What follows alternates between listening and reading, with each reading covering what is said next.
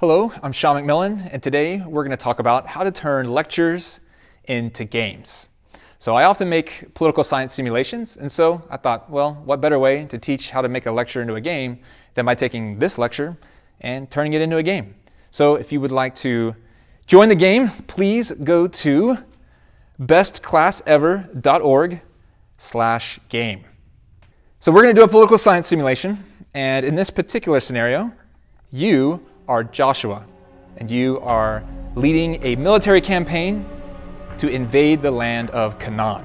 Okay, so this is a famous story from the Bible, and you are a small cult group following a god named Yahweh, and basically you've already had two successes behind you, two military successes. Your first one was you took a walled city, the city of Jericho.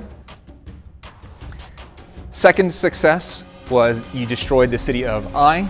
Okay, you had a little trouble in Ai. You actually sent part of your army to destroy Ai, and they came back retreating.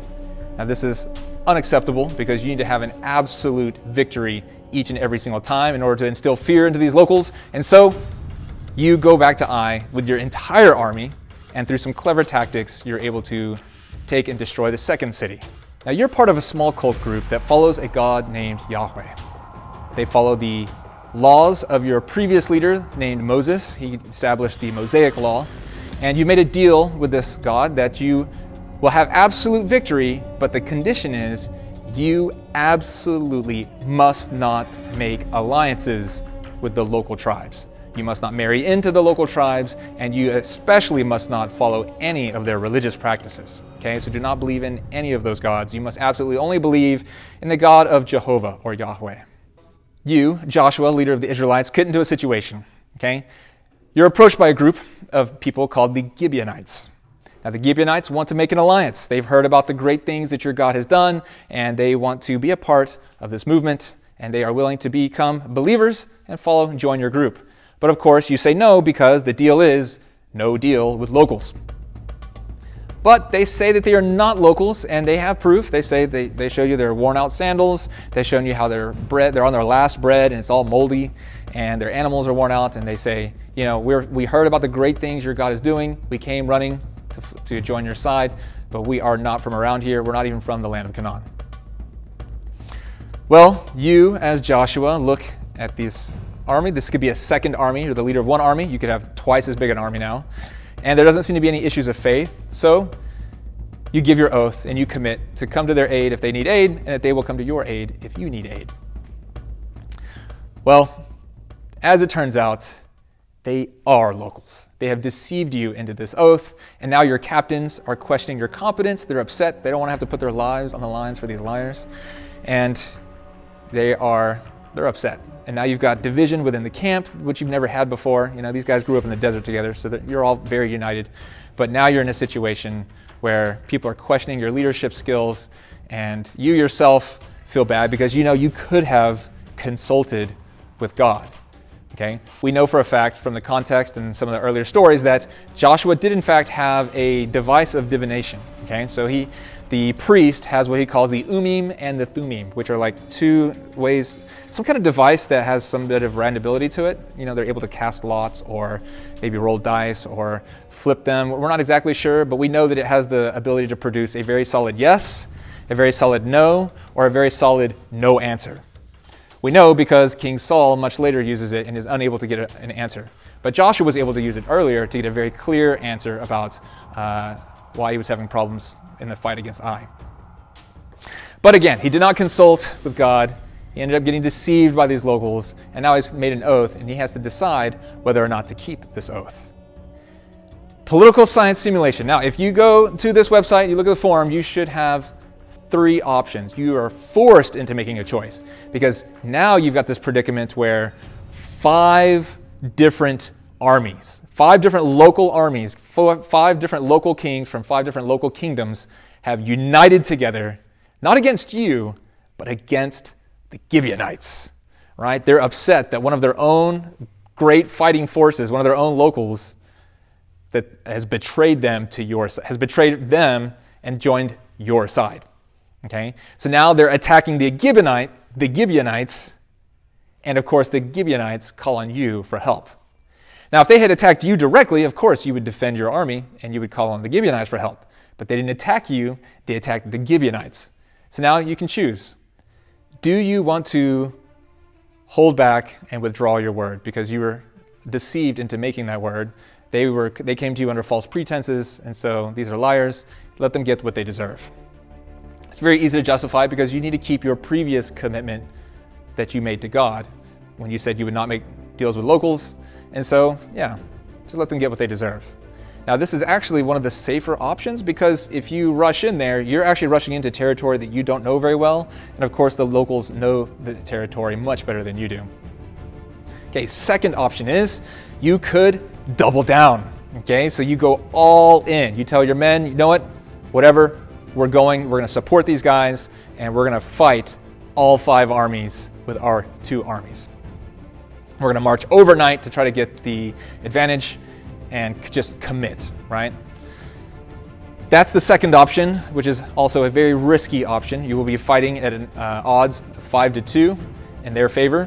You will be marching into unknown territory, and of course, your men are going to really question your competence if they end up losing this situation. So, all win or all loss. Third option is simply collect intel. Okay, so I call this the political option because you basically try to keep, you go in to support the Gibeonites, but you go in slowly, you take your sweet time, and you're always checking to see, like, what does the weather look like? How good of fighters are these Gibeonites? You know, if they're faring well and they're really good fighters, then of course you can jump in, give that last little bit of help that they need, save their necks, and gain all the benefits.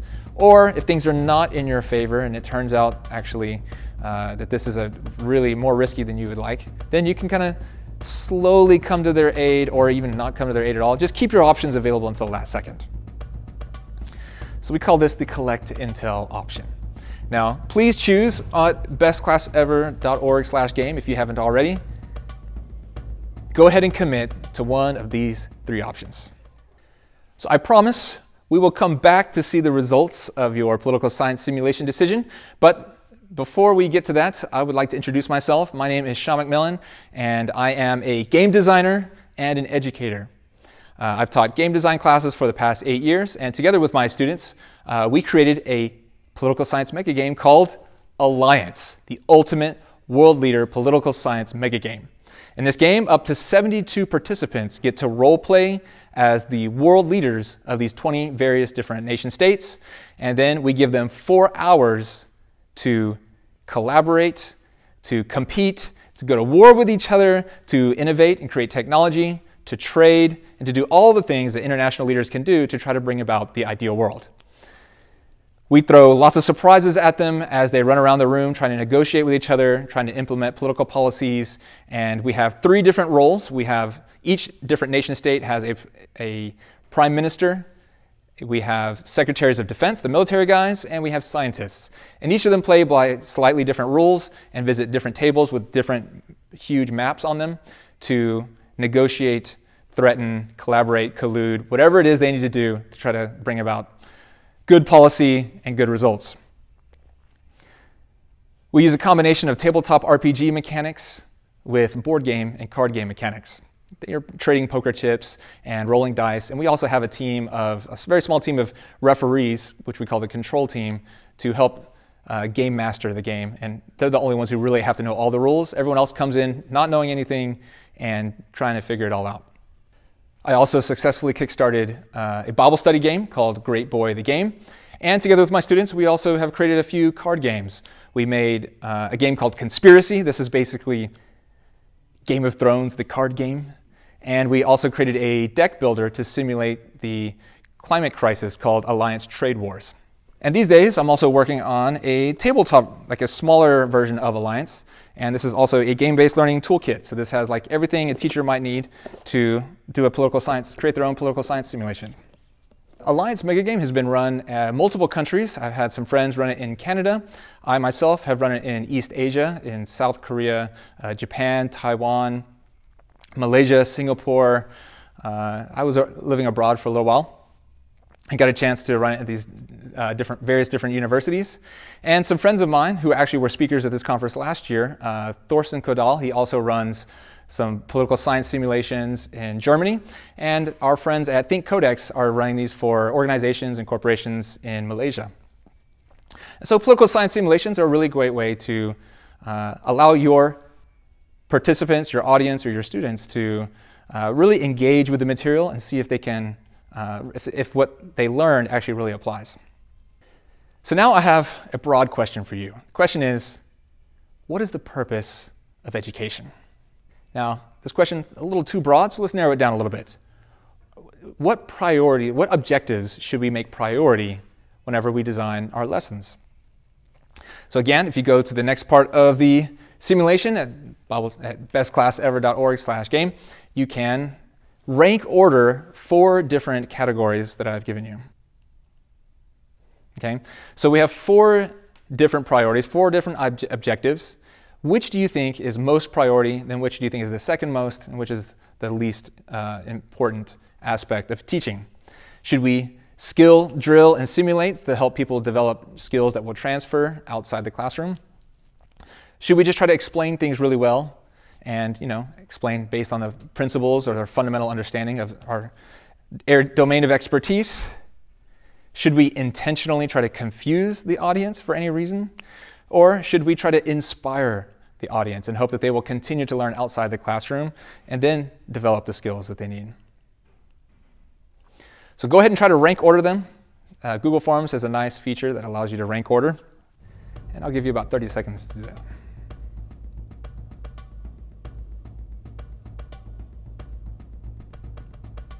As a game designer, I can tell you, and what I've learned that I've applied to lectures, and what I find is that actually, if you're going to explain anything to students, it's better to confuse them first. Okay? So actually confounding your audience is really critical, because we basically always assume that we know what the person is going to tell us, right? And if you have any expertise whatsoever in any domain, you're going to be basically looking for confirmation of what you already know. Even if someone tells you something that you don't know, you're not likely to hear it. We know this because of confirmation bias. It's a logical fallacy in which we always only tend to find confirming data. Students also, they think they know a lot, and so when they're listening to you, they're not really listening to you. But if you confuse them, right? If you really surprise them or shock them, or students basically need to fail before they will really take your subject seriously or take the criteria for your lessons, the criteria for your assignments seriously. Okay? So if they fail first, then they're all ears to figure out why they failed and how they can make up the difference. Now, when I first thought about this, for me too, intuitively, I thought, well, I want to explain things really, really, really well, really clearly, and then people will really understand and appreciate this subject. So in that way, by explaining it well, I'll naturally inspire my audience to take this subject more as seriously as I do. But in practice, I find that people don't really listen to what you have to say unless you really confuse the crap out of them first. Okay? So you've really got to confound your audience. Then they're willing to listen to what you have to say. The purpose of education is to change people. But people don't like change, and people don't want to be told that they're wrong. Okay? But you give people a riddle, you give people a puzzle that they cannot solve, or if you ask a leading question that really does cause you to see both sides reasonably, or if you present some information that is just intuitively, it's just not very intuitive, but if the data seems to go against the intuition, we like counterintuitive results, or at least it kind of raises our suspicions. We always want to know, well, why? Why is this breaking my expectations? Students especially, they are just trying to get through all their classes with as little effort as possible. Why should they listen to you, right? If they can pass the test easily without even putting in any effort, then all the better, right? But students, they sometimes need to fail, because once they fail, they realize actually they don't know, and then they're all ears to find out why they failed. Okay? So if you confuse them first, then they're all ears to find out what it is they need to know. Okay, so now that I have your attention, let's learn how to turn a lecture into a game.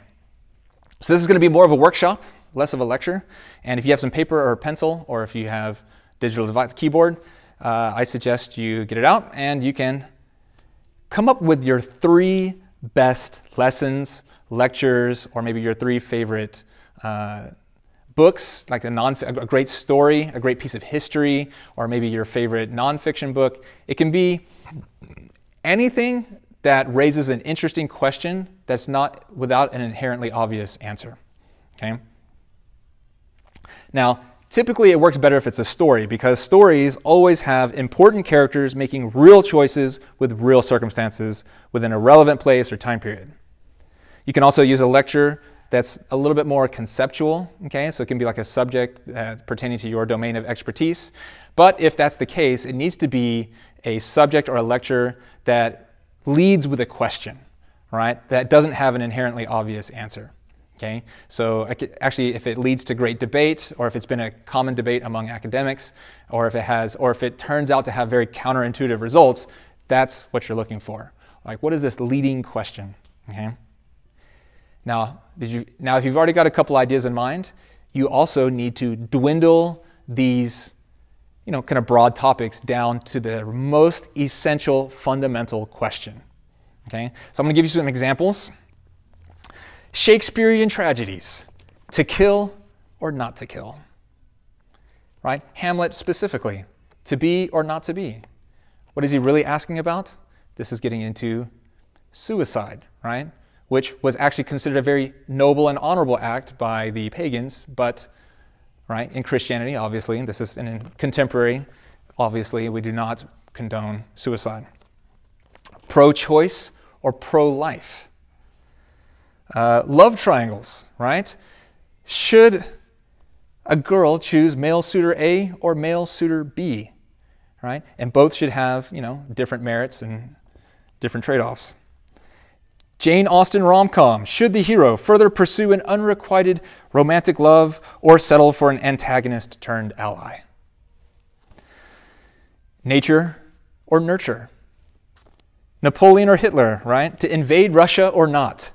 Obviously not, but for some reason they always did. Why? Right? Does social media, biotech, or AI induce more stress or relieve more stress on humanity? Will it ultimately resolve class divisions, exacerbate them, or devolve us into a technological dystopia? Again, you're trying to dwindle down your lesson into one really, really difficult question.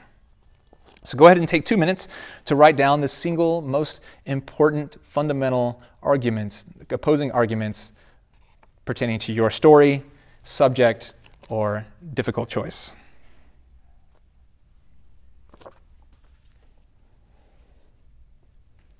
Okay, so now that you've dwindled it down to a good question, now you've got to choose one, okay? We're going to choose based on the following criteria, okay? First of all, you can award points to each one, okay? Points based on the following criteria. First, is there no inherently obvious answer, okay? Great. If there is an obvious answer, that's terrible, okay? So give it more points if it's not obvious what the answer is. Does this particular choice have extremely high stakes, or does it have a sense of immediacy, right? Like if this was a critical, time pressure sensitive issue, does it need to be urgently confronted, right? And is there real circumstances on the line? Also, it needs to have a very rich and detailed context that we can draw from in order to, we need specifics, okay? It needs to have a specific circumstances, specific consequences for a very specific group of people with a very specific culture and their own set of values, their own set of motivations. We need characters, we need where, right? And the opposite of that is, how broadly meaningful is this? How universally applicable is the answers to this question? Does this have philosophical implications for humanity?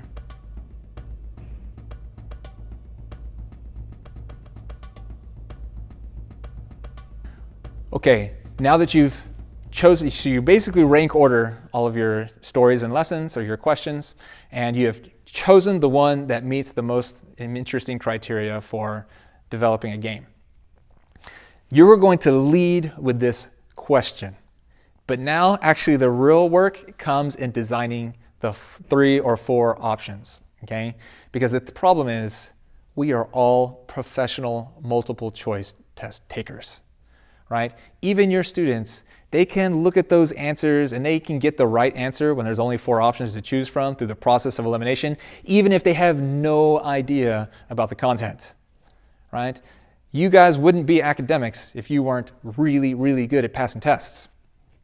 It is really hard actually to design a good test. And we're only designing one question, but we got to design it well. The better you design it, the more balanced and the more difficult it is to choose between all 4 options, the more engaging this material is going to be.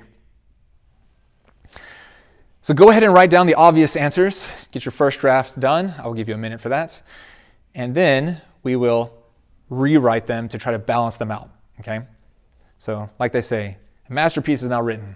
Masterpieces are rewritten.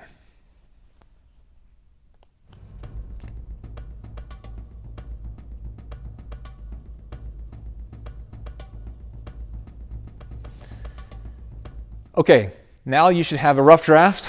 Now what you've got to do is balance them out, okay? So try to put on your objective hat, try to see it with fresh eyes, or maybe hand it to your neighbor and see if they can tell what the obvious answer is, okay? Or which answer they think you would be biased towards and you would think is the answer.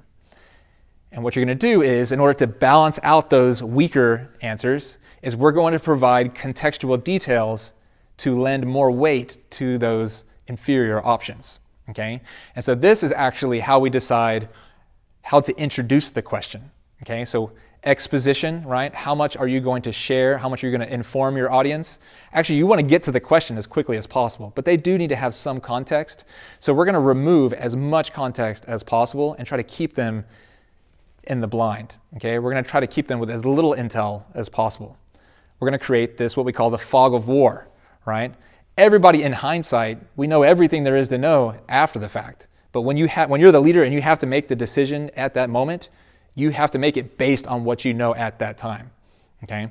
So, as teachers, as academics, we're the types that love as much information as possible. There is no detail too obscure for us.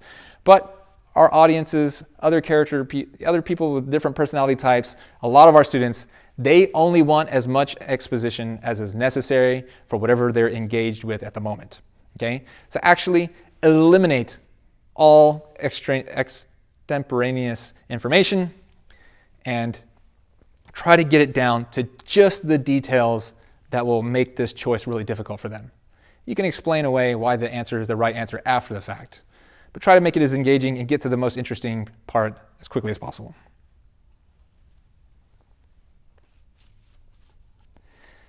Now, if you only have 2 answers, right, like say there's 2 sides to this debate, try to bring in an interesting third option. There's a couple ways to do this. I personally really like a high-risk, high-reward, double-down answer, okay? So this is an answer that has twice as much reward, but also twice as much risk, which you can also simulate with dice if you have actual odds, okay? If it's a military situation like the one we talked about before, you could actually have dice that you roll for simulating the weather, right? Weather is completely unpredictable, at least it was in the past.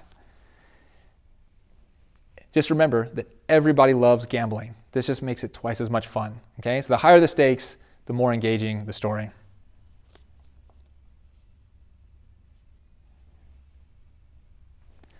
Another possibility is to draw a creative third option from the audience, okay, or a fourth option. You could have an open-ended one. You could take hands and see who has some interesting option that you didn't think of, or some creative, allow for some creative open-ended answers. But just make sure it's not a easily solve-all answer, okay? There needs to be real consequences, real trade-offs, and it needs to have just as much risk as the other answers. More information you can provide, maps.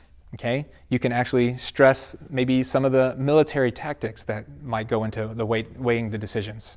You could show, I don't know, time, distance. You can illustrate to give a little bit more emphasis on weaker answers. Provide context that would make certain answers that seem initially weak to add strength to them.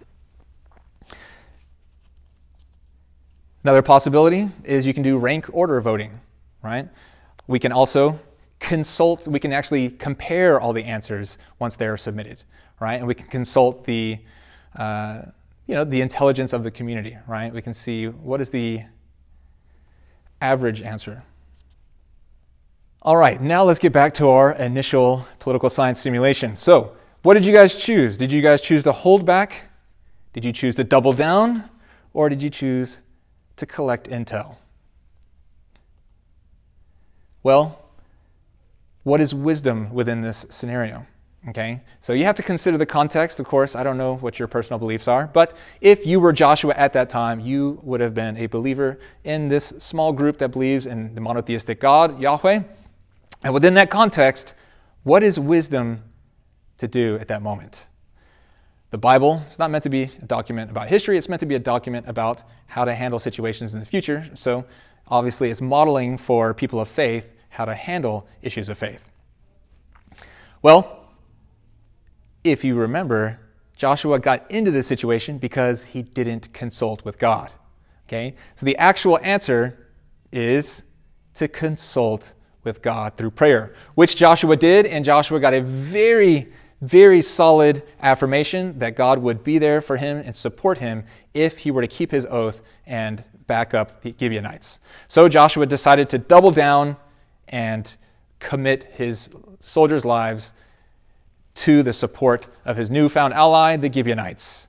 And it turns out that this really was a risky situation because as it turns out, it doesn't say this in the Bible, but we know from the historical context that actually that place where they were fighting is on a mountainside. So the first person to get there is going to have the uphill advantage. Also, there was a crazy weather according to the Bible. There was like hailstorms, and that the hail fell down on their enemies and killed more enemies than they did by the sword. So weather turned out in their favor. Also, we know from historical context that they had a technological advantage. These guys had chariots, which do you absolutely no good at the bottom of a mountain while it's raining. With that precipitation, it actually ended up working out in Joshua's favor. So he did in fact choose to double down, and it did in fact work out in his favor, right? Often the victors end up writing the history, so he was the victor. But it's anyone's guess as to whether this is actually the wise choice to choose in the future moving forward. And we have no idea. We're not saying here that whether God exists or doesn't exist. We're just exploring. There's many different ways to explore some of the ideas that are implicated. Even if you just talk about, like, say, what are the odds that he would have won, right? Like, how would you simulate the odds of the weather pattern? How would you simulate the odds of fighting? He's outnumbered 5-2, right? That's not difficult to simulate using just search on Google search. You can search for RNG. It'll give you a random number generator, and you can produce your own odds, roll the dice, and then see how people do. You can actually create a flow chart that leads from one set of randomness to another set of randomness, right? Or to certain different odds. You can create a flow chart, right? Roll for weather, and then roll for the odds of fighting 5-2, and then how much should we weigh the odds in terms of technological advantages, and then we could have an entire debate about whether things are random or not random, predestined or not, right? And so, again, you're trying to engage the audience. Let them drive and let them crash, okay? And then you'll have their full attention.